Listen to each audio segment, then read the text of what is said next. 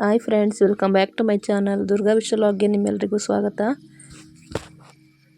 ಇವತ್ತು share ಮಾಡ್ತಿರುವಂಥ recipe ಮೊಟ್ಟೆ ಕೋಳಿ ಸಾಂಬಾರು ಬಸ್ಸಾರು ಮಾಡ್ತಾಯಿದ್ದೀನಿ. ಅದಕ್ಕೆ ಟೊಮೊಟೊ, ಈರುಳ್ಳಿ, ಕೊತ್ತಂಬರಿ ಸೊಪ್ಪು ಮತ್ತು ಬೆಳ್ಳುಳ್ಳಿ, ತೆಂಗಿನಕಾಯಿ, ಶುಂಠಿ, ಬೆಳ್ಳುಳ್ಳಿ ಮತ್ತು ಕೊತ್ತಂಬರಿ, ಈರುಳ್ಳಿ ಎಲ್ಲ ರುಬ್ಕೊಂಡಿರೋ ಪೇಸ್ಟು, ಅದ್ರ ಜೊತೆಗೆ ಚಿಕನ್ನು, ಚಕ್ಕೆ, ಲವಂಗ ಎಲ್ಲ ತೊಗೊಂಡಿದ್ದೀನಿ. ಗಸಗಸೆ, ಕಡಲೆ, ಇಷ್ಟು ಐಟಮನ್ನು ತೊಗೊಂಡಿದ್ದೀನಿ ನಾನು ಸಾಂಬಾರು ಮಾಡೋದಕ್ಕೆ.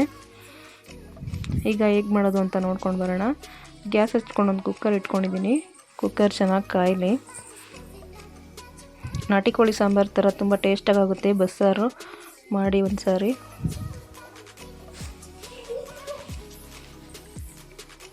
ಇವಾಗ ನೋಡಿ ಕುಕ್ಕರ್ ಕಾಯ್ದಿದೆ ಚೆನ್ನಾಗಿ. ಇವಾಗ ಇದಕ್ಕೆ ಆಯಿಲ್ ಹಾಕೋತಾ ಇದ್ದೀನಿ.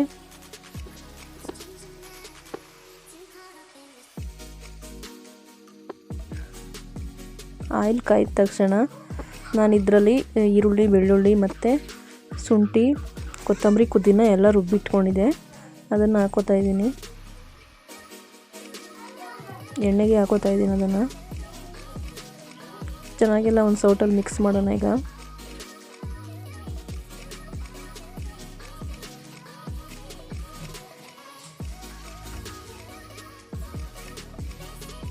ಚೆನ್ನಾಗೆಲ್ಲ ಹಸಿ ವಾಸನೆ ಹೋಗೋವರೆಗೂ ಎಣ್ಣೆನಲ್ಲೇ ಫ್ರೈ ಮಾಡೋಣ. ಈರುಳ್ಳಿ, ಬೆಳ್ಳುಳ್ಳಿ ಎಲ್ಲ ಹಸಿದ ರುಬ್ಬಿರ್ತೀವಿ, ಅದನ್ನೆಲ್ಲ ಫ್ರೈ ಮಾಡ್ಕೊಳ್ಳೋಣ. ಕ್ಲೀನಾಗೆಲ್ಲ ಹಸಿ ವಾಸನೆ ಎಲ್ಲ ಹೋಗಲಿ. ಆಮೇಲೆ ಮೊಟ್ಟೆ ಕೋಳಿನ ತೊಳೆದು ಇಟ್ಕೊಂಡಿದ್ದೀನಿ ನಾನು, ಅದನ್ನು ಹಾಕ್ಕೋತಾ ಇದ್ದೀನಿ. ಇವಾಗ ಅದ್ರ ಜೊತೆಗೆ ಅರಿಶಿನ ಪುಡಿ ಕೂಡ ಹಾಕ್ಕೋತಾ ಇದ್ದೀನಿ. ಅರಿಶಿನ ಪುಡಿ ಹಾಕೋದ್ರಿಂದ ಹೊಲಸೆಲ್ಲ ಚೆನ್ನಾಗಿ ಹೋಗುತ್ತೆ ಚಿಕನ್ದು.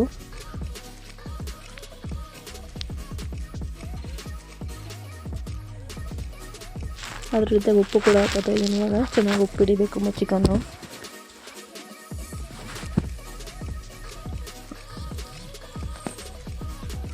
ಚೆನ್ನಾಗಿಗೆಲ್ಲ ಮಿಕ್ಸ್ ಕೊಡ್ತಾ ಇದ್ದೀನಿ.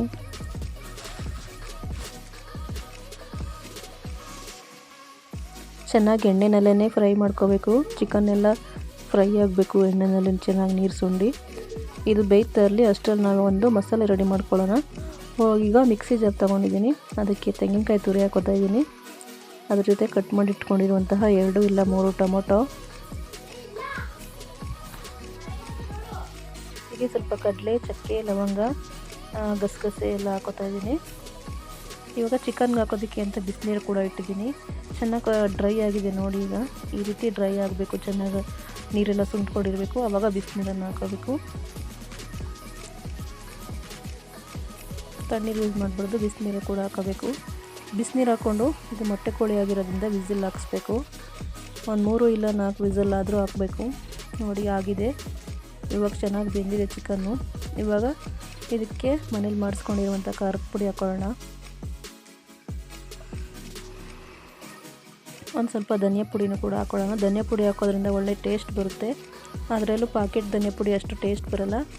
ಮನೆಯಲ್ಲೇ ಧನಿಯಾವನ್ನು ಬೀಸಿ ಇಟ್ಕೊಂಡಿರ್ತಾರಲ್ಲ, ಆ ಧನಿಯಾ ಪೌಡರ್ ತುಂಬ ಟೇಸ್ಟ್ ಬರುತ್ತೆ. ಮೊಟ್ಟೆ ಕೋಳಿ ಸಾಂಬಾರಿಗೆ, ಬಸ್ ಸಾಂಬಾರಿಗೆ ಅದೇ ತುಂಬ ಟೇಸ್ಟು. ಇವಾಗ ರುಬ್ಕೊಂಡಿರುವಂಥ ಮಸಾಲೆನೆಲ್ಲ ಹಾಕೋತಾ ಇದ್ದೀನಿ. ಹಾಕೊಂಡು ಒಂದು ಸರಿ ಎಲ್ಲ ಮಿಕ್ಸ್ ಕೊಡ್ತಾ ಇದ್ದೀನಿ.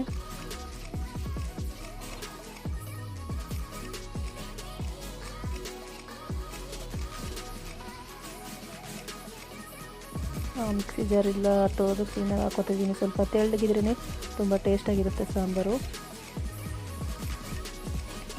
ಮೊಟ್ಟೆ ಕೋಳಿ ಸಾರು ಬರೀ ಸಾರು ಮಾಡಿದ್ರೆ ಅಷ್ಟು ಟೇಸ್ಟ್ ಬರೋಲ್ಲ.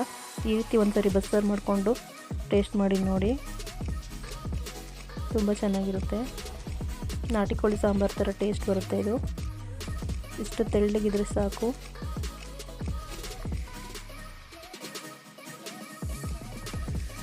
ನೋಡಿ ಇವಾಗೆಲ್ಲ ಚಿಕನ್ನೆಲ್ಲನೂ ಬೇರೆ ತಗೋತಿದ್ದೀನಿ. ಚಿಕನ್ನೆಲ್ಲ ಬೇರೆ ಫ್ರೈ ಮಾಡ್ಕೋಬೇಕು. ಇವಾಗ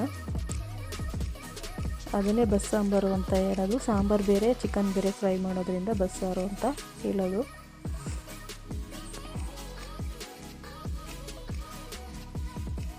ಚಿಕನ್ನೆಲ್ಲ ನೀಟಾಗಿ ತೆಗೆದಿಟ್ಕೋತಾ ಇದ್ದೀನಿ. ಇವಾಗ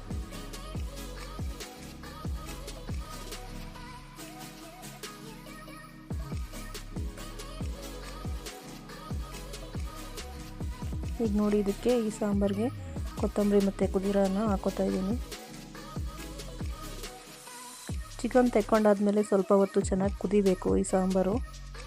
ಇವಾಗ ನೋಡಿ ಮಟನನ್ನು ಹುರ್ಕೊಳ್ಳೋದಕ್ಕೆ ಒಂದು ಬಾಣಲೆ ಇಟ್ಕೊಂಡಿದ್ದೀನಿ. ಗ್ಯಾಸ್ ಹಚ್ಕೊಂಡು ಸ್ವಲ್ಪ ಆಯಿಲ್ ಕೂಡ ಹಾಕೋತಾ ಇದ್ದೀನಿ.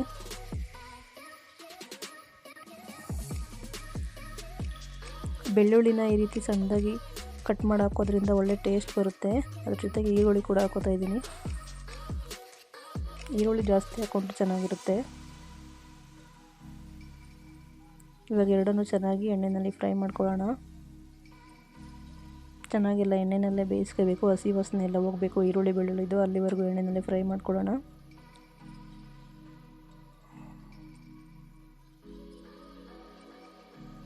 ಇವಾಗ ನೋಡಿ ಮಟನ್ ಸಪ್ರೇಟ್ ಎತ್ತಿಕೊಂಡಿದ್ನಲ್ಲ ಚಿಕನನ್ನು ಅದನ್ನು ಹಾಕೋತಾ ಇದ್ದೀನಿ. ಅದಕ್ಕೆ ಸ್ವಲ್ಪ ಚಿಕನ್ ಮಸಾಲ ಹಾಕೋತಾ ಇದ್ದೀನಿ.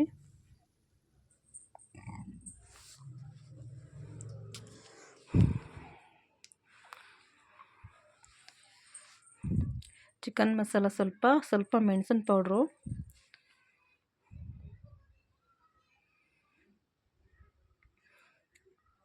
ಚಿಲ್ಲಿ ಪೌಡರ್ ಸ್ವಲ್ಪ ಹಾಕೋತಾ ಇದ್ದೀನಿ.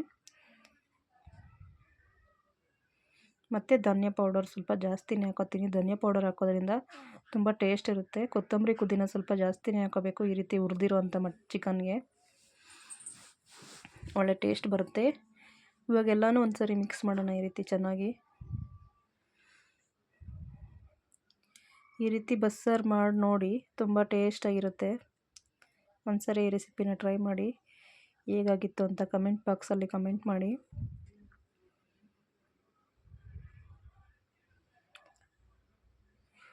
ಸ್ವಲ್ಪ ರುಚಿಗೆ ತಕ್ಕಷ್ಟು ಉಪ್ಪನ್ನು ಹಾಕೋತಾ ಇದ್ದೀನಿ.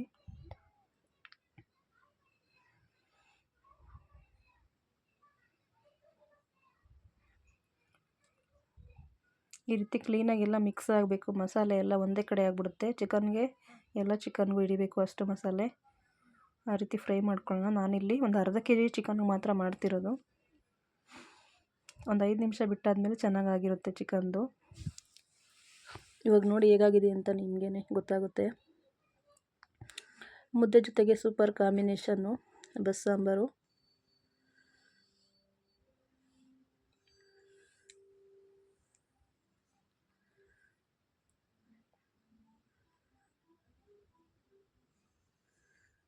ಹುರಿದಿರೋ ಚಿಕನ್ ಅಂತೂ ತುಂಬ ಟೇಸ್ಟಾಗಿರುತ್ತೆ.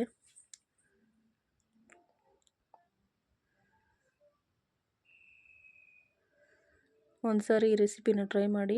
ಯಾರಿಗೆಲ್ಲ ಇಷ್ಟ ಆಯಿತು ಲೈಕ್ ಮಾಡಿ, ಶೇರ್ ಮಾಡಿ, ಕಮೆಂಟ್ ಮಾಡಿ. ಯಾರೆಲ್ಲ ಇನ್ನೂ ನನ್ನ ಚಾನಲ್ ಸಬ್ಸ್ಕ್ರೈಬ್ ಮಾಡ್ಕೊಂಡಿಲ್ಲ ಸಬ್ಸ್ಕ್ರೈಬ್ ಮಾಡ್ಕೊಳ್ಳಿ.